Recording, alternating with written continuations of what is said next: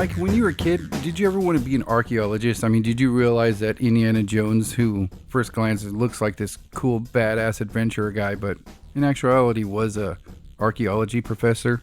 Yeah, that always threw me off when I was a kid, and I never got that he was an archaeologist and a school teacher. I thought it was weird when they did that scene, and I think it was the first one, where he was in the classroom, and I just thought it was weird. I'm like, where's the adventure? Why is he talking to a bunch of kids? It doesn't make sense. Yeah, it was like a little bit of a James Bond touch to me. I was like, oh, he's a teacher as well. I still didn't put together that he was a professor of archaeology. You know, I didn't put together that that's what he does. He's legitimately a doctor. But I never realized he was an archaeologist. But around that time when I was a kid, probably around the age of 6, I was like super into dinosaurs. So I didn't give a shit about archaeology and ancient cultures. I wanted to go dig up dinosaur bones. Right. And my whole jam as a kid was to be a paleontologist. That was like my dream. I'm like, that would be the coolest job. You just go and dig up dinosaur bones, and I can find all sorts of awesome teeth and skulls, and I had like pictures in my head of me sitting in like an office as an adult with a cool dinosaur skull on my desk or something. And it never worked out. I got over that by the time I turned probably like 8. But for most of my early childhood, I wanted to be a paleontologist. That was like the dream, to be a paleontologist. Nice. I think a lot of kids from our generation shared that same dream. I definitely wanted to be a dinosaur bone digger person. Do kids even like dinosaurs anymore? Like, I feel like we grew up in the 80s, and that was like the dinosaur heyday. I don't even feel like kids give a shit about dinosaurs anymore. Actually, my friend Ronnie and Omar, their daughter, she's about 9, 10, and she is all about dinosaurs. Man, that's awesome.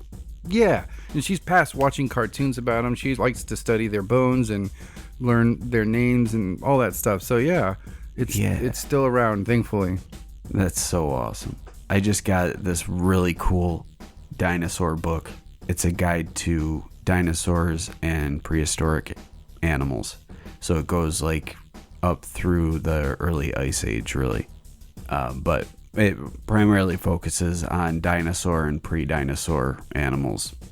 And every animal gets like a page or two, and there's wicked cool artwork and close-up details of the unique parts of their body. It's a really cool book. And I was just thinking, when I was a kid, I would have lost my shit if I had access to that book. Like, I would have studied that book like it was my job. My kids didn't even bat a fucking eye. Like, oh, whatever, dinosaurs. They literally didn't even open it up and look. I'm like, screw you guys. Yeah, I got this for me then. This is for my childhood nostalgia. I remember when I took my oldest to first grade. On the second day of school, I picked her up, and there was a book about dinosaurs on the floor in the middle of the room. And it was the same book I had when I was like 5 or 6. And I hadn't seen it since. I was like, what do I have to do to buy this book off of you? And she was not having it. And she actually had it wasn't Where's Waldo, but it was a Where's Waldo thing of X-Men. So like when you open it, it was like this huge page of this giant scene, and you had to find all the X-Men. Oh yeah, I've got that. And then there's like the mini games in it, like find all of Cyclops' masks, or yeah, find the Wolverine doll, things like that. Yeah, I definitely wanted to buy those off her, and she was not having it. I was like, I'll give you like $40 for 2 fucking 20-year-old books, lady. I want to go back to my old library and see if they still have that UFO book that I used to get all the time as a kid. That the one that like really turned me on to UFOs, and see if they still have it and see if it's as cool as I remember it being. Because in my head, it was fucking amazing. Like, it was the coolest book that ever existed on the subject ever. But as an adult, I don't know. I don't know if it would hold up, you know? Yeah. I do a lot of shopping for books, and I shop at a place called Half Price Books, and they got a lot of used books. So there's a lot of old stuff there. And I buy pretty much everything I can get my hands on. And there's so many cool older books like that. And they're just like all the other UFO books. They don't hold up as far as shock value, but it's always cool to come across. Like there's this one book I meant to buy, and I don't know why I didn't grab it, but it was about UFOs, and it was written like in 54 or something like that. I should have bought it and just That's sent awesome. it to you as a gift. I just should have just sent it to you. I don't know why I didn't grab it, but I was like, holy shit, that's pretty cool. I got a book recently at a garage sale that I can't remember what the title of the book was, but it was a book on astronomy from 1952, and the last chapter is devoted solely to UFOs, and Wow. it's a legit astronomy book. But right on the cover it says, "In the latest updates on the UFO subject." Oh, that's awesome. Or maybe it was flying saucers, I can't remember, but it was from 1952. Yeah, it was really cool. Well, speaking of archaeology, I think we were speaking about UFOs that or was books. my nudge back into the path of the show. Oh, I'm sorry to derail that. I'm over here in tangent land. It's where we belong. Yeah. Let's stay in the margins. Screw the subject.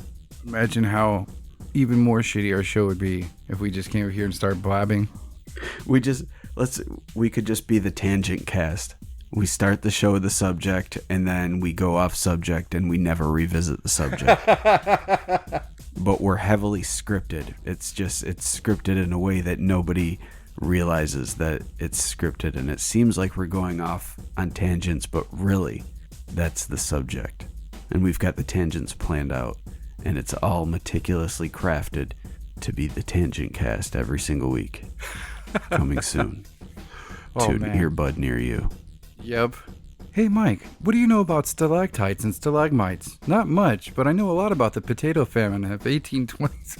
Have I told you about my new cat? How's your spleen today, Mateo? I have no way to check, but I think it's good. Wonderful. This is thrilling stuff. We're gonna be huge. Huge, I tells you. Huge. Not one mention of anything paranormal or weird at all. It's all going to be perfectly mundane conversation. Almost a vlog. Ugh. Yes, a worded vlog that's not a vlog. What would you call it if it's just audio? Because it wouldn't be a vlog. I think we just coined the term audio diary.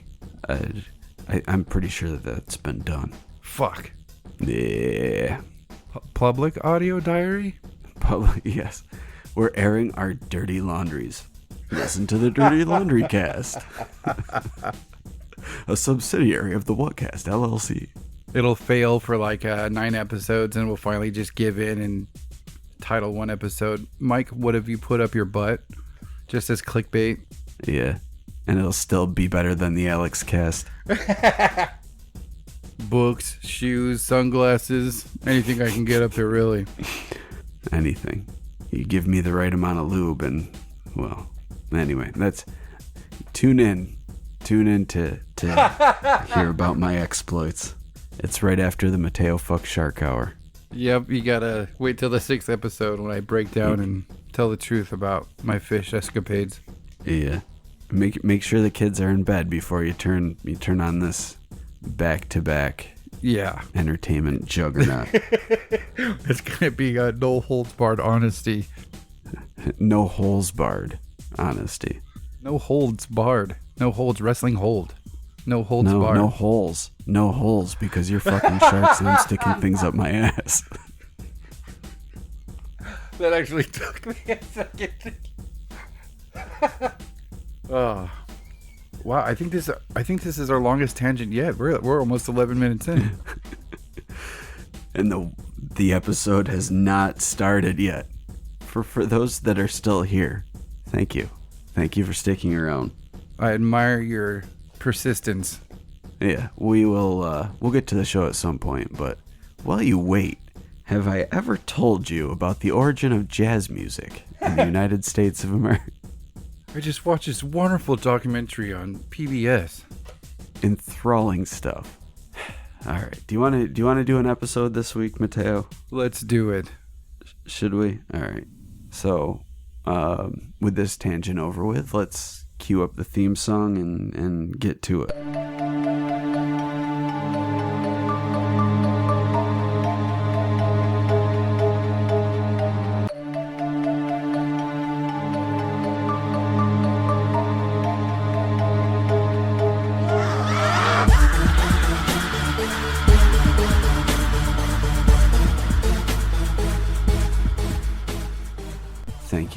Thank you, robot.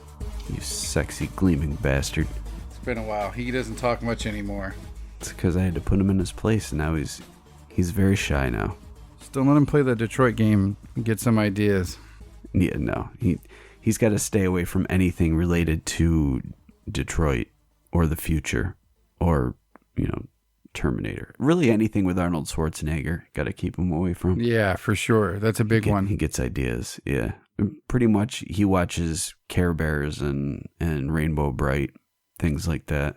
And he thinks our culture is very one-sided.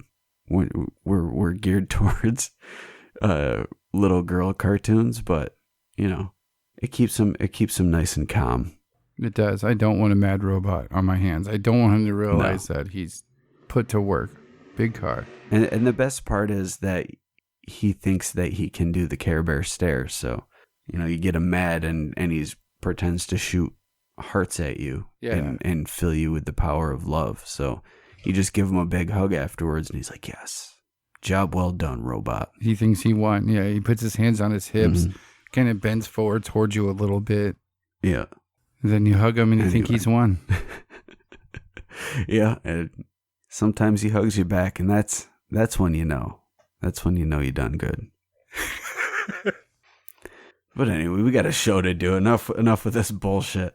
So, as Mateo mentioned from the beginning, we're going to be talking about some archaeological stuff, and it's kind of a topic that we really only got into in relation to vampire graves and things like that. But we haven't really touched on like some of the more grisly ones, and there's a lot of when you're dealing with ancient cultures, there's a lot of really crazy things that have been found that a lot of people don't know about. And we hear about mass graves, and we've even within the last 100 years there have been mass graves created and filled, which is a shame, but that sort of shit still goes on. I mean, I remember in the 90s with the ethnic cleansing going on in Bosnia. Yeah. The shit still goes on, but we found some particularly, well, I shouldn't say we, because Mateo and I are not archaeologists, but we as in the greater we, like the people that exist in the world today. The current archaeologists, not Mateo and I, but the current archaeologists, they have found some pretty crazy shit over the last, I guess probably 100 years or less, from ancient cultures all over the world. And as we're, as a species, expanding and exploring more of the more remote areas where we weren't able to get to previously, we're able to discover a lot more. And who knows what we'll find when we have better use of the drone technology, when we can start using drones to go into remote areas and begin archaeological digs for us. Like those are the days, man. We're gonna find all sorts of wacky shit. Yeah, it's gonna be cool, and I'm super interested to hear about what you've got, because, like you'd mentioned, ancient cultures produce some pretty gnarly shit when it comes to archaeological stuff. I mean, we can find mass graves, like you said, and we've talked about vampire graves. That's pretty much as weird as it fucking gets. But for you to add the tag brutal archaeological discoveries, man, I'm stoked to hear this. Well, so just to get things rolling, I want to talk about this one find that was in a place called Herxheim, Germany. And from what archaeologists know, it was a Neolithic farming community. And that's all that we know about it. But through excavating this area, I think there's only been like a quarter of it excavated so far. But in excavating the area, they have found a mass grave from 7,000 years ago. And so far, from what they've uncovered, they estimate about 500 human skeletons. And based on where they're digging and the amount they found, they anticipate once they uncover the whole thing, there'll probably be 1,000 skeletons or more under there. Wow. But what they were able to find was that the skeletons were not native to this area. They found them as far as from as far away as the western border of what is now France. So the people that lived in that area at the time somehow came to this area and had been killed. Now, as I mentioned, it's a small Neolithic community, farming community in what is now Germany. So it's not like this would be a place that would have a lot of travel coming through it, especially from so far away. I mean, we're talking opposite ends of the far side of France, and this place was in Germany.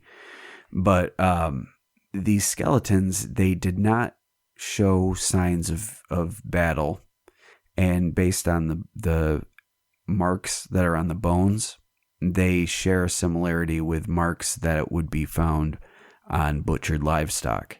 So there's scrape marks down the bone where the meat was cut off the bones, and the vertebrae had been cracked open to have the marrow drained out. Wow. I actually just watched a documentary a while ago about how this archaeologist was not trying to prove for disrespectful reasons, but just trying to prove for historic reasons that this one Native American tribe was practicing cannibalism. And that's how he did it, was the damage on the bones. So, I mean, that's definitely a way he said that it's the way the scrapings are done. It's not it's not really cleaning the bone. They had other ways to do that. This was strategic cutting for harvesting meat off human bones. So the weirdest thing about this is that this is an area where cannibalism wasn't thought to have taken place. This was a farming community, and there were no local people found in this mass grave that bore these marks. None.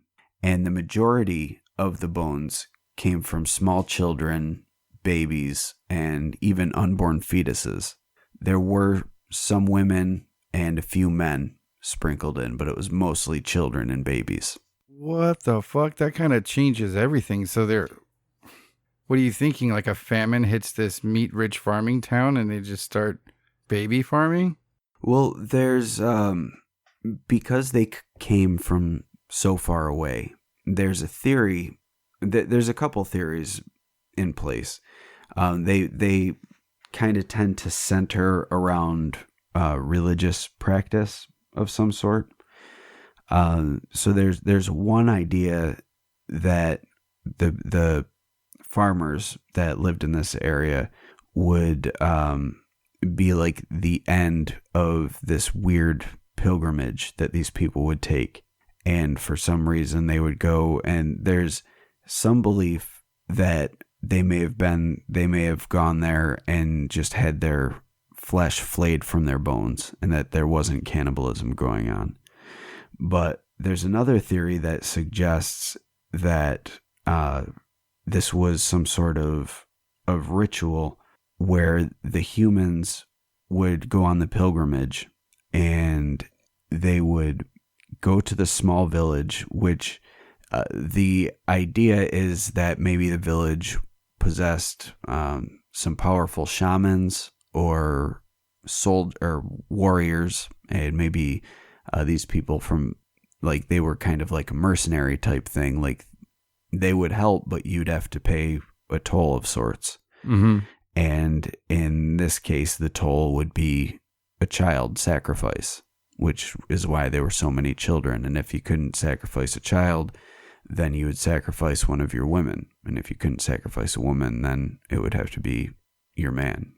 one of your men would be killed. And they would, the theory would state they would come to this place for help, offer the sacrifice.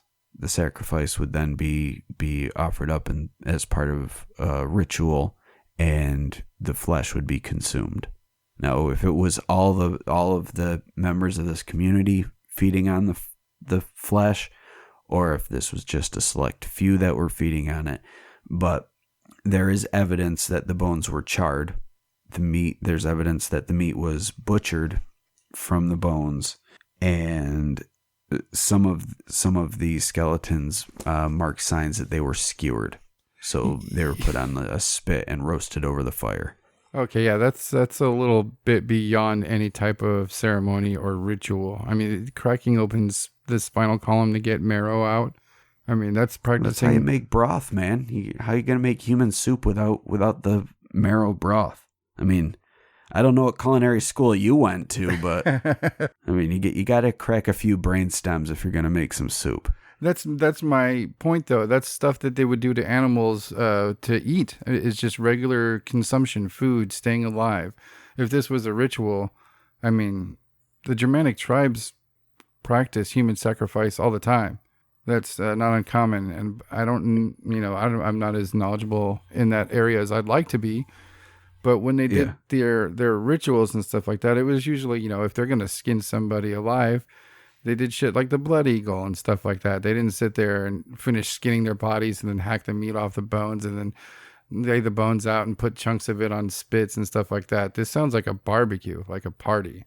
Yeah, yeah. And there are beliefs in certain ancient cultures, and I don't know if this particular area was known for this or not, but there's some ancient cultures that have the belief that when you eat, like if you kill an animal and you eat it, then you're taking in part of that animal's strength, and part of that animal's power becomes part of your power.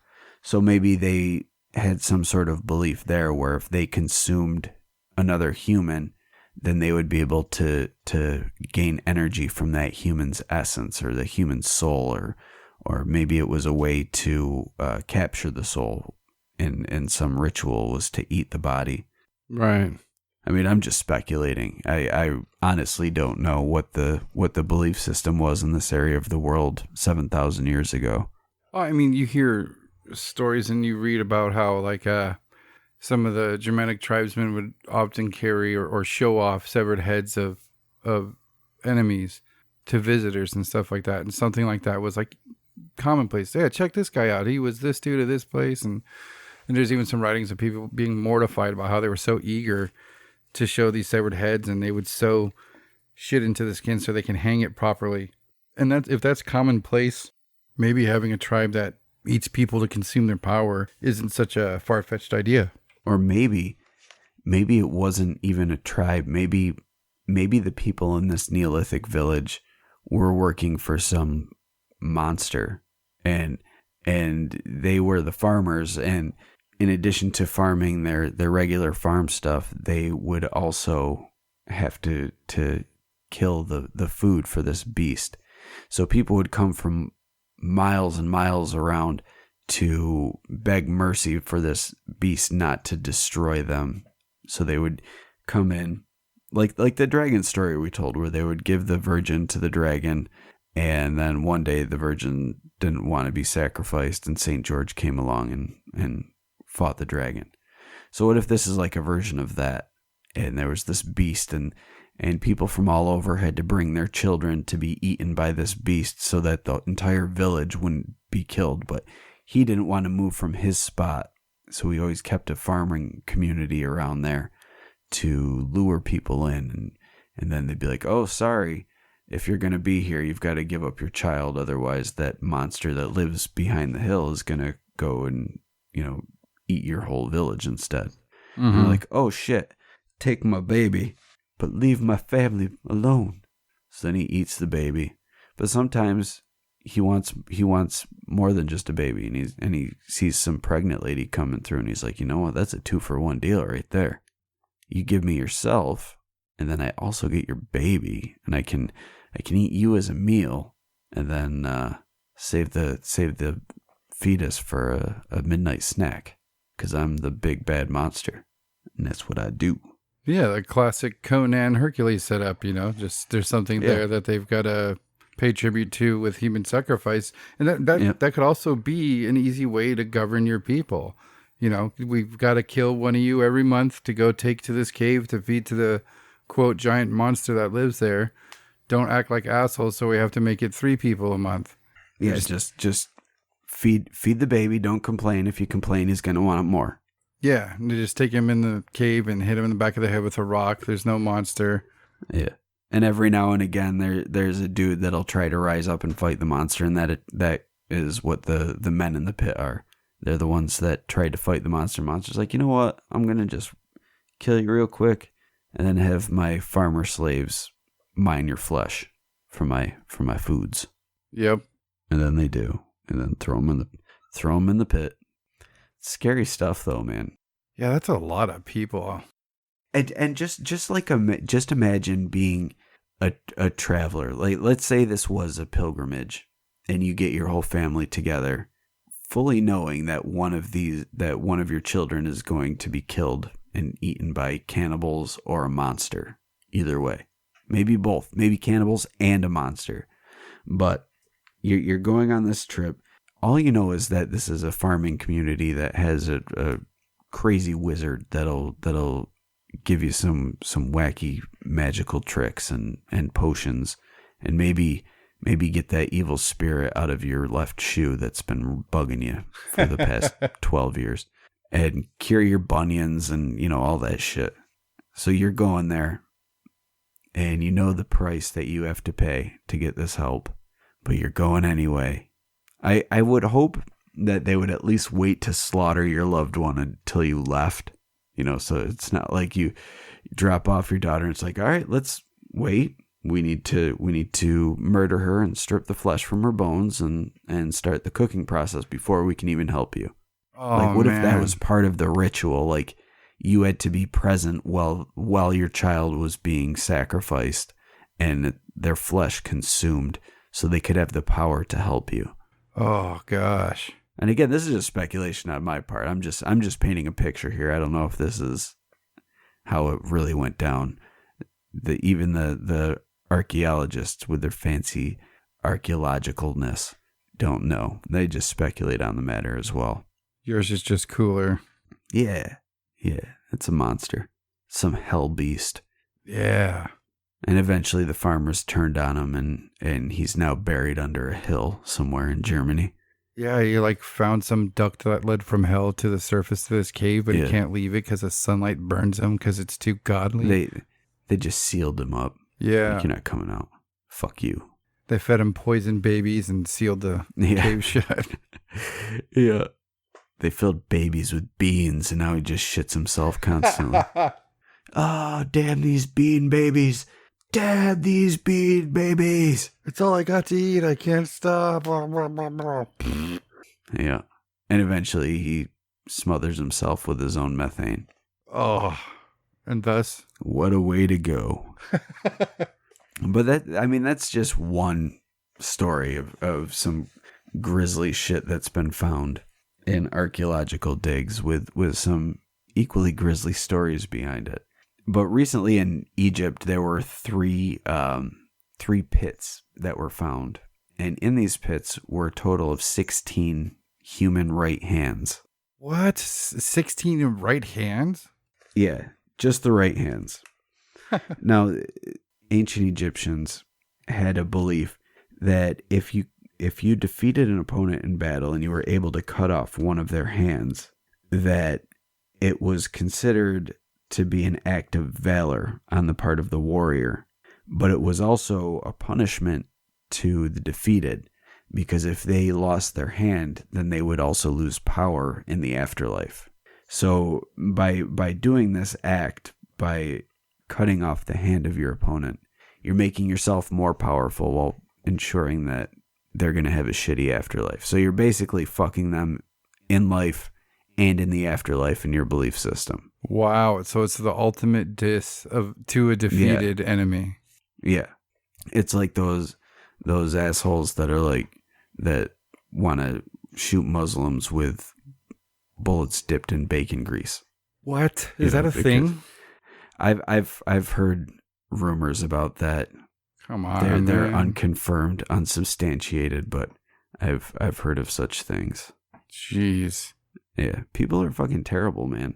And it's just like imagine having that much hatred in you that you not only want to fuck somebody out of their, like, you're ending their life, but you want to make sure that they're fucked in the afterlife too. Yeah, that's crazy. Again, like I mentioned before on another episode, that's considering somebody inhuman, Yeah. And there's been practices or beliefs from not only ancient cultures but modern cultures as well, like where if you don't have the full body, then your soul can't go on to the afterlife. Right. So people will intentionally cut people up so that their soul can't go on.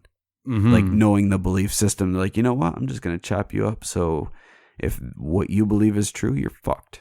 That's messed Like, up. it's just, it is.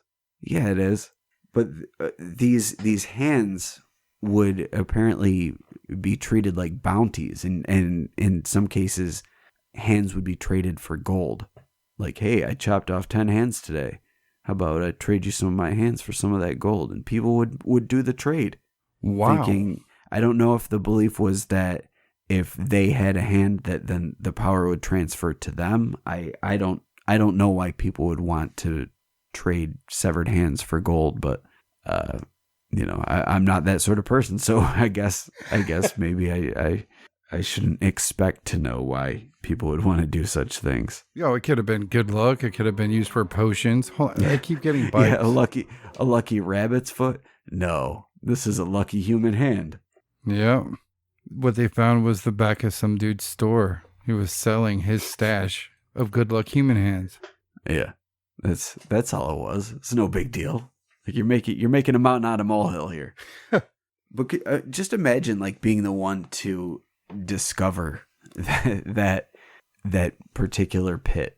Be like, hey, I found a bunch of hands over here.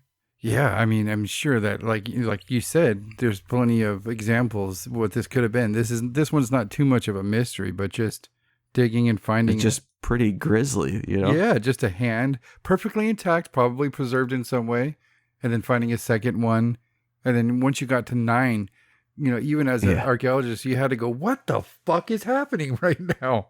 Yeah, and this was over three different pits. One of the pits had 2 hands, and then that was in another area of Egypt. I think it was Avaris, or I think that's how you say it. But there were 2 other pits that were found in Cairo, just northeast of Cairo, and these 2 pits were found together, and they had 14 hands between the 2. Damn. Yeah. So imagine if this was like one guy's stash and he took 14 hands. Like, that dude is a badass. Yeah, for sure. He's like, you know what? I fucked up all these dudes and I took their hands. So now I have that power. They say a hand-to-hand combat situation like that with blades would last, 7 to 12 seconds. So to have that many of those hands, that guy is definitely a badass. Yeah, he is. Way to go, that guy. Handmaster. Yeah, master of all things hand. Maybe he was just trying to collect enough that he can make a cool hand costume. Yeah. A hand made of hands. Ugh. Yeah. Creepy effigy skin suit type thing. Yeah. Totally creepy. Good Lord. All right, so I got one more discovery that I wanted to go over.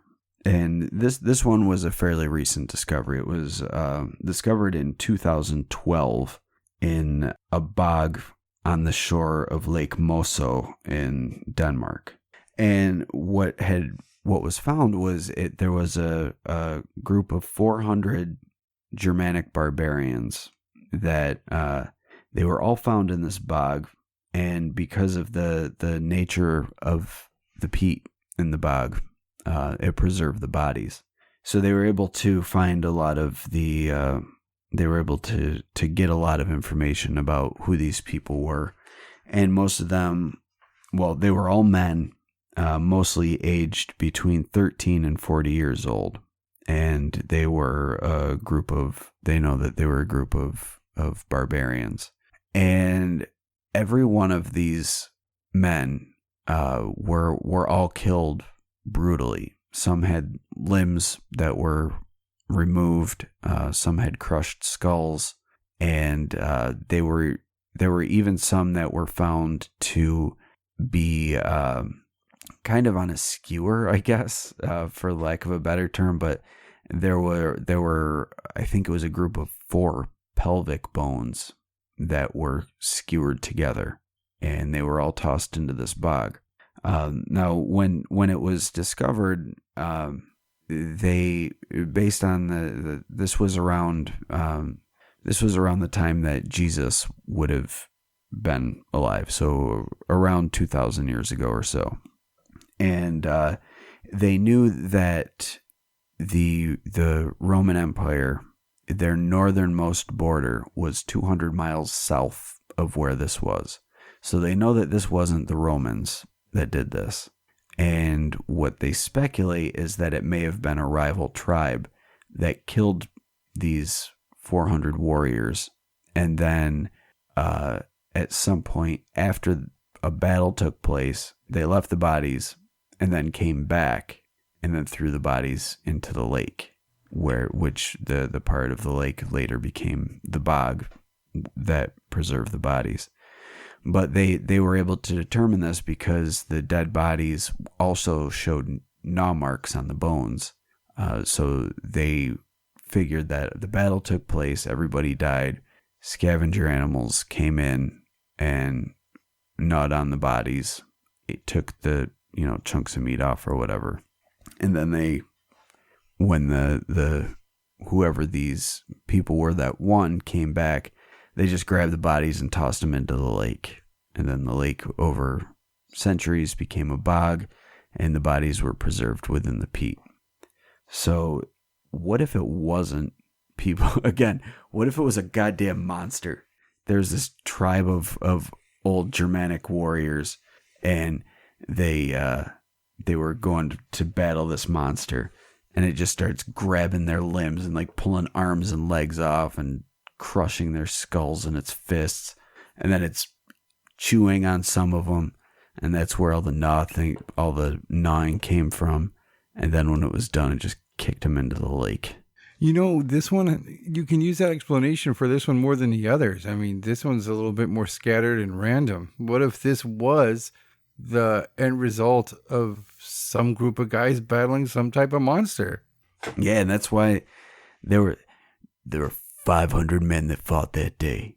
Only 100 made it back. Yeah. But god damn it, we killed that monster. That's crazy. That would be awesome. Yeah, it would. Some crazy old fucking mountain monster just come down, rampaging, and they had enough of it at that point. They're just like, fuck it. Let's gather anyone able to wield a weapon. They're coming with us, and we're taking this fucking thing down. And it took out 400 of their men. But finally they were able to get it, and they brought its head home. Sadly, the chief died in the battle. His son did too, so leadership for the village is up for grabs now.